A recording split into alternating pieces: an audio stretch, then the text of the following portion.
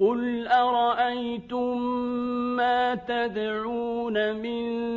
دون الله أروني ماذا خلقوا من الأرض أم لهم شرك في السماوات ائتوني بكتاب من قبل هذا أو أثارة من علم إن كنتم صادقين ومن أضل ممن يدعو من دون الله من لا يستجيب له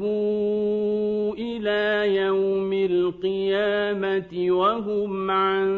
دعائهم غافلون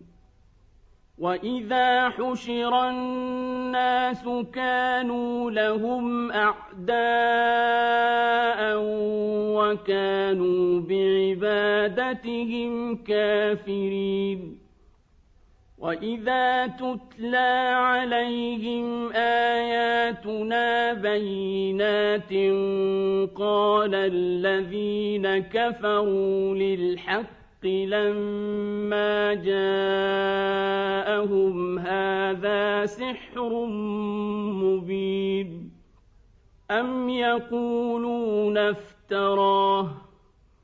قل إن افتريته فلا تملكون لي من الله شيئا هو أعلم بما تفيضون فيه كفى به شهيدا بيني وبينكم وهو الغفور الرحيم